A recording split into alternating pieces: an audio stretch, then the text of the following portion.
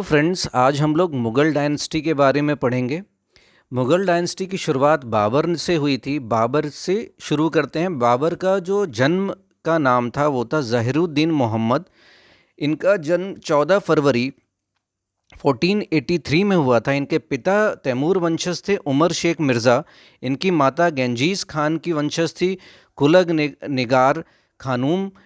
इन्होंने पिता की मृत्यु के बाद 12 वर्ष की उम्र में ही फरागना का ताज ग्रहण किया था। 1495 में ये बचपन से हिंदुस्तान पर कब्जा करना चाहते थे। इसके लिए लगातार युद्ध अभ्यास करते थे, लेकिन शुरुआती दौर में लगातार इन्हें हार का सामना करना पड़ता है। शिवानी खान एक उज्बेकिस्तान का सेनापति था जो लगातार बाबर को कई युद्ध में हराता है। शुरुआत इसकी सरे पॉल से हुई थी, जहां पर शिबानी खान ने समरकंद पर कब्जा कर लिया था। आगे जाके फरागना पर भी इन्होंने कब्जा कर लिया, जो आज उज्बेकिस्तान के अंदर आता है।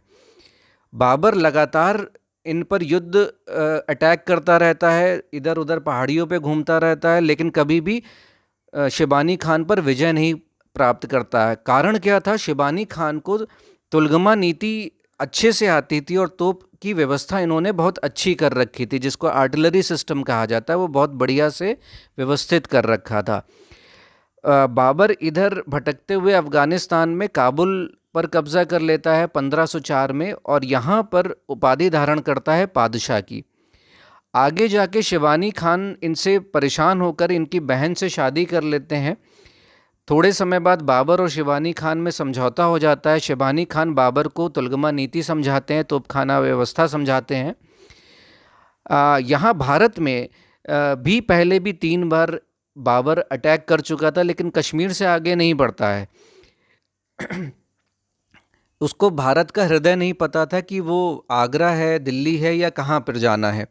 यहाँ पर आलम खान जो चाचा थे इब्राहिम लोदी के, और दौलत खान से भी इब्राहिम लोदी की खटास बढ़ गई थी। दोनों लोग षड्यंत्र रचते हैं और बाबर को बुलाते हैं कि बाबर आकर के इब्राहिम लोदी को हराकर आलम खान को राजा बना दे। तो दिलावर अपने लड़के को भेजते हैं बाबर के पास। बाबर का इब्राहिम लोदी के साथ पहला युद्ध होता है पानीपत में 21 अप्रैल 1526 में, जहां बाबर की विजय होती है, इब्राहिम लोदी हार जाता है। होता क्या है कि जब तोप की आवाज़ होती है उससे घोड़े बिदक जाते हैं, हाथी बिदक जाते हैं, इनकी सेना अस्त व्यस्त हो जाती है, जिससे इब्राहिम लोदी हार जाते हैं। तो एक और दो तीन कारण है, वो है तुलगमा नीति, आर्टिलरी, गनर, हॉर्समैन और स्किल्ड वॉरफेयर। इन 4-5 कारणों की वजह से बाबर जो है इब्राहिम लोदी पर बड़ी आसानी से विजय प्राप्त करता है। बाबर अपनी किताब बाबरनामा में खुद लिखता है कि Ibrahim Lodi was inexperienced young man, careless in his movement, who marched without order, halted without method and engaged without foresight। मतलब उसकी सेना को किसी तरह की ऑर्डर नहीं दी जाती थी, अपने हिसाब से युद्ध लड़ते थे, कब विराम देना है, कब लड़ना है, कोई व्यवस्था नहीं थी। बाबर को कलंदर की उपाधि इनके लोग देते हैं, क्योंकि ये जो जीता हुआ लूट का सामान था ये सदैव हुमायूं को या फिर अपने लोगों में बांट देता था। फिर खनवा का युद्ध, ये भी बड़ा प्रसिद्ध युद्ध है, 1527 में लड़ा जाता है राणा सांगा और बाबर के बीच में। राणा सांगा पहले भी इब्राहिम लोदी को हरा चुका था, काफ़ी बड़ी सेना थी। राणा सांगा अपने मित्रों को, 13 राजाओं को ये निमंत्रण देता है बाबर से युद्ध के दौरान। इतनी बड़ी सेना देख के बाबर के सैनिक घबरा जाते हैं, लड़ना नहीं चाहते हैं। उनके ज्योतिष भी कहते हैं कि हाँ, राणा सांगा से हार ही निश्चित है। तब बाबर इस युद्ध को धर्म से जोड़ देता है और जिहाद शब्द का पहली बार प्रयोग करता है, और ये युद्ध भी राणा सांगा को हराकर जीत लेता है।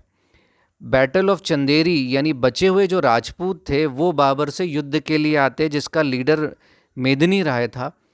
यहाँ बाबर थोड़ा सा तंग आकर के अपने लोगों से, सैनिकों से कहता है कि राजपूतों की गर्दन काटो, काट के पहाड़ बना दो गर्दनों का, जिसको देखकर मेदिनी राय के सैनिक घबरा जाते हैं और युद्ध हार जाते हैं। फिर बैटल ऑफ घाघरा है, जिसमें अफगान और बाबर के साथ युद्ध होता है, जिसमें भी बाबर जीत जाते हैं। और 1530 में बाबर की मृत्यु हो जाती है। अगर आपसे सवाल पूछा जाता है कि गन पाउडर का किस युद्ध में पहली बार प्रयोग हुआ था, तब आप पानीपत का प्रथम युद्ध नहीं बताएंगे, ज़्यादातर लोग यही बताते हैं। इसका पहले भी इस्तेमाल हुआ है, बहमनी और विजयनगर के युद्ध के दौरान जो 14वीं शताब्दी में हुआ था। इसकी बात तो हो ही चुकी है। बाबर डिक्लेयर्ड जिहाद खनवा के युद्ध में। खनवा युद्ध जीतने के बाद ये उपाधि धारण करते हैं। किसकी उपाधि धारण करते हैं? गाजी की उपाधि धारण करते हैं बाबर। फिर अपनी ऑटोबायोग्राफी जिसका नाम था तुजुक बाबरी या बाबरनामा, ये टर्किश लैंग्वेज में लिखी गई है। इसके ऑफिशियल लैंग्वेज यानी कि कार्य करने की जो भाषा थी वो पर्शियन थी, मुग़ल एम्पायर की। इन दोनों में कन्फ्यूजन मत रखिएगा। जो इसका राज्य था वो काबुल से लेकर यूपी और पंजाब तक फैला हुआ था, आज का जो पंजाब और यूपी है। बाबरनामा में 2 हिंदू राजाओं का जिक्र है जो विजयनगरा और मेवाड़ के राजा थे। इसकी सेना के 2 अध्यक्ष थे, जो हेड ऑफ बटालियन आर्टिलरी यानी उस्ताद अली कुल, और दूसरे head of battalion of gunner जिसको मुस्तफ़ा कहते थे। ये इनके सबसे मजबूत सिपह सलार थे, जिसकी वजह से ये नहीं हार रहा था। फिर सरहद आम एक डिपार्टमेंट था जो कंस्ट्रक्शन का बाबर ने बनाया था, जिसकी वजह से मीर बाकी ने अयोध्या मंदिर को गिरवा दिया था और बाबरी मस्जिद का निर्माण कराया था। आई होप आप इसको वीडियो को लाइक करेंगे और अपने लोगों में शेयर करेंगे। धन्यवाद।